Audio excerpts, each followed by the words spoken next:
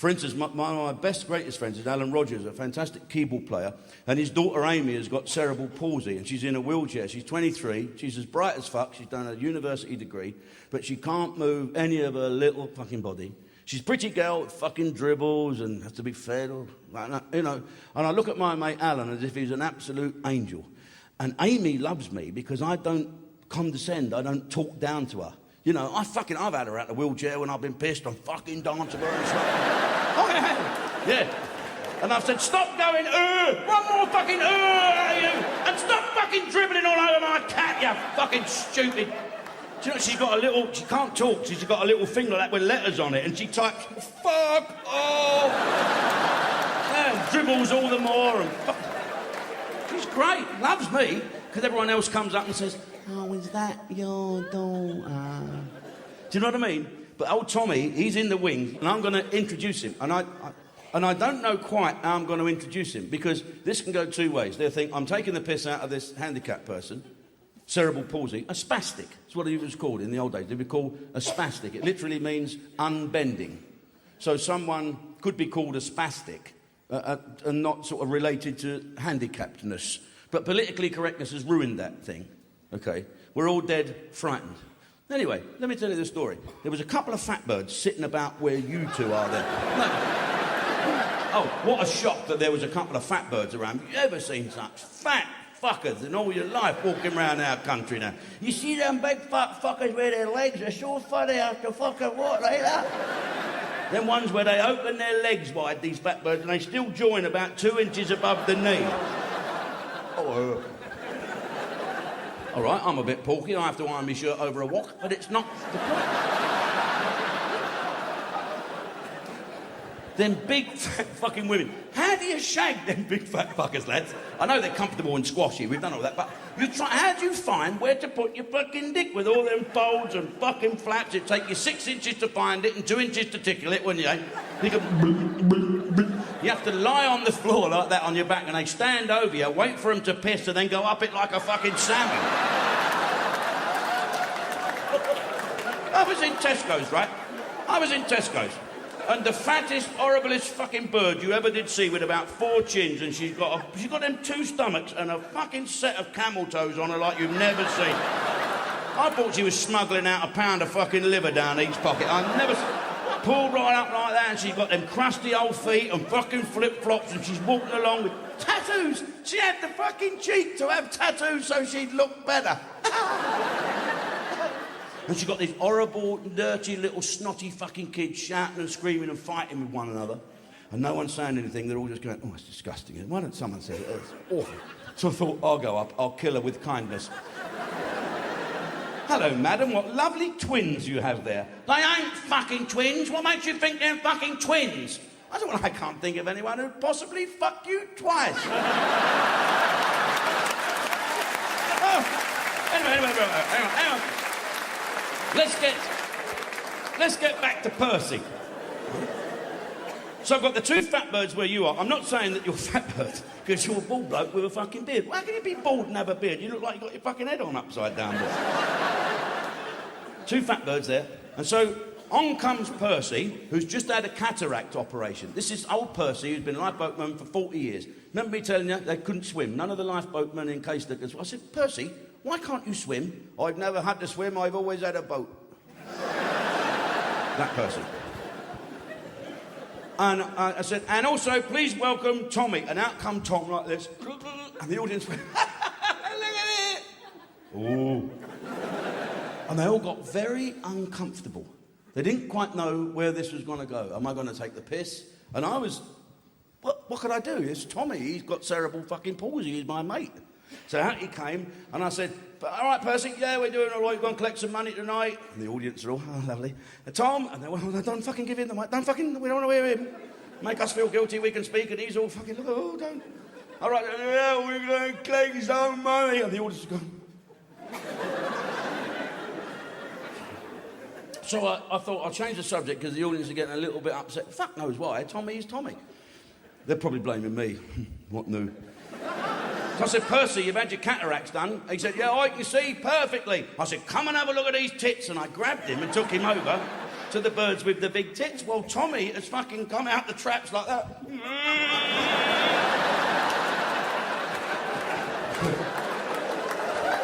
And then I said something, I didn't mean to say it, it come out on its own. I said, girls, this is Tommy. They went, hello, hello, girls. And they sort of smiled and waved like condescending people fucking do. And I said, you do realise it's sucker handicapped person's cock week this week, don't you? The audience did that. But they all laughed when Tommy went, yeah, it fucking is. Seriously. I think they're still together. Check Sky News out next week. See if Kay Burley stood outside her house in Caister. Do you watch Sky News? Sky News, right, has 10 minutes of news repeated every 10 minutes for fucking 24 hours, doesn't it? Hey? And weather. And every fucking thing. Sky News, right?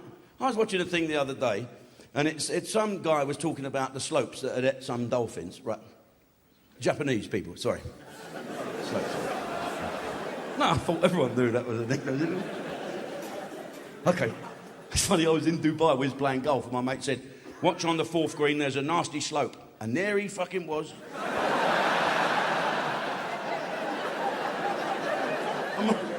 My mate hit one of them on the leg. He drove off, right? I know, it was about a 250-yard carry, and I wasn't boy with golf girls, and it hit the fucking sprinkler, went poof, and it hit this slope right on the fucking ankle. I was fucking howling. And my mate went up to apologise, and this little slope said, you're very wrong. He said, yes, I know, I apologise. No, you're very wrong. He said, I know I was wrong. No, very wrong drive. But while there was this bloke on Sky News talking about the fucking slopes eating the dolphins, on the little crawler at the bottom, it said, British soldier killed in Afghanistan, next of kin informed. You ever seen that? And they didn't have the decency to stop talking about the fucking dolphins, to talk about our troops. And I got so pissed off. I'd phone up and do all that shit, press the red button. If you think that bloke's a cunt, I was going to do all that. And before you can reflect or even be upset, they go to the weather. You seen that? Weather. Every 10 minutes on Sky News, there's a fucking weather. Well, why do we want to know what the weather's going to be like? Open the fucking window and look. Funny, isn't it? And Francis, what's he on? And now the weather. Here's Francis. Hello. Oh, a lot of weather today, a lot of weather. There's some weather there, and it's all coming up. And up there, that bit at the top of England, I don't know what that is, up there, that bit, there's a lot of weather. There's always weather. Always have to stick a cloud up there, always. Loads of weather. What the fuck, what drug is he on? Anyone here take drugs? Any customs officers or policemen? You take drugs, mate? Just me then, right? No one's taking drugs. What about amyl nitrate? The shirt lifters have it, make their arse go baggy. Fucking great. Oh, it turns a nagging cow into a cock-sucking beauty immediately. Because you women don't like to be shagged, do you? You go get fucking have a wee fucking sniff of that. I don't like it. Do you only fucking after one thing? I know. Funny, isn't it? You women don't like being shagged, but you moan that you're not being shagged enough. Do you know what mine said to me? You don't do it enough. Really? Well, I'll come home more. She said, no, you're missing the point. If you was a pedigree bull shags 2,000 times a year. Yeah? Ask him if he fucks the same cow.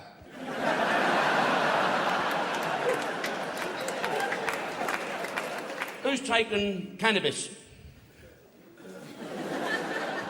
Just me then, eh? No, seriously, cannabis makes me fucking giggle. I sat there pissing myself one night watching Jack D.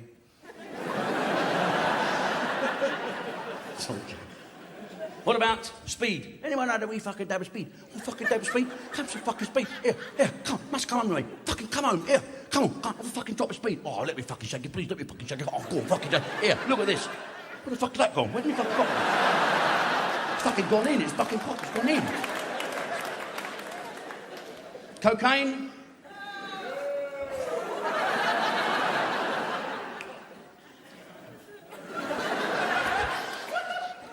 Terrible. I remember years ago when we were doing Big Break, you know, we got snowed in at Elstree Studios. Fucking snow was about 3 foot deep. None of us could get out until Alex Higgins sniffed us a fucking football. What about LSD? That's a strong fucker, that LSD. Hallucinatory drug from the 1970s and 80s. Oh, Christ. Do you know, I had to confess to my mum that I took it because I fucking couldn't find me stash. I've left them at home. I fucking can't leave them there in case their sausage dog eats it. You know? She's an Alsatian or something. No, seriously. So I went home, I said, Mum, you haven't found any LSD tablets, have you? She said, never mind that. There's a fucking dragon on the shed. I'm going to tell you a story now.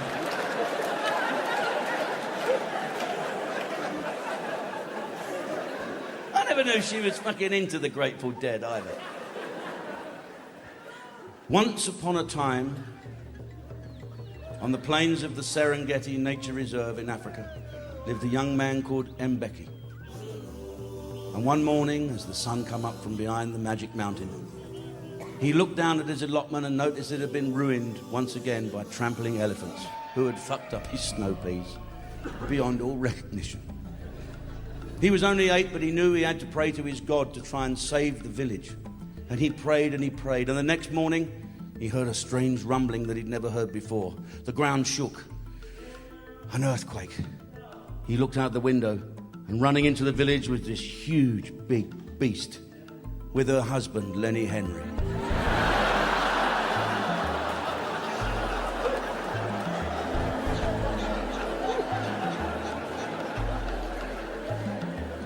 After the village had spent all the money that they brought out that we worked all fucking year to get. Anyway, Mbeki decided to study elephants. And he went out one day to see what he could do to stop the trampling on the food and pulling up the cabbages.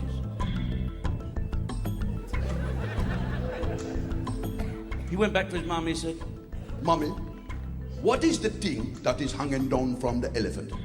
She said, but that's his trunk. Why are you speaking Jamaican?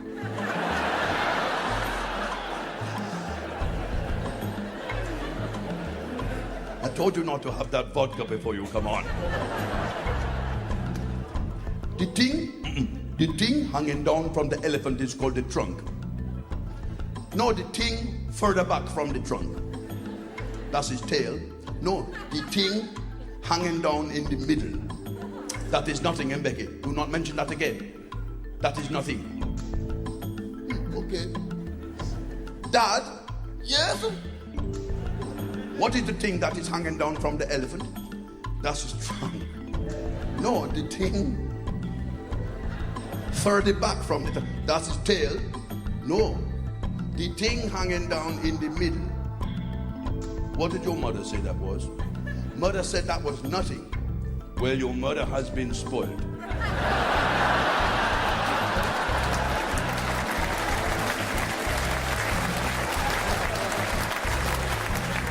And as Mbeki grew older, and the sun went back down again,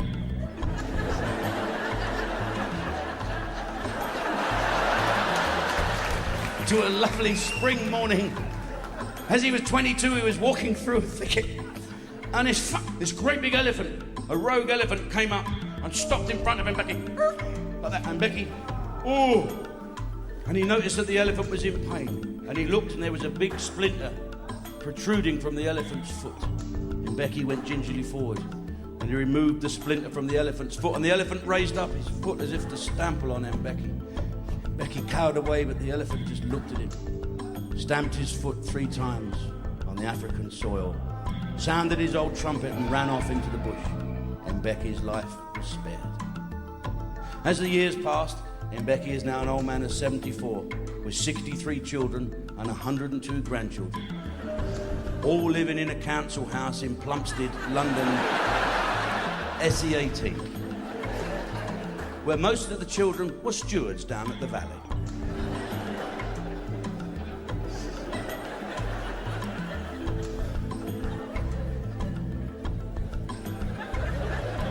I can't stop fucking putting things in. I keep making myself. One day on a day trip to the London Zoo, Mbeki was walking past the elephant enclosure and he saw an old elephant and he noticed that the old elephant was looking at him. Thought,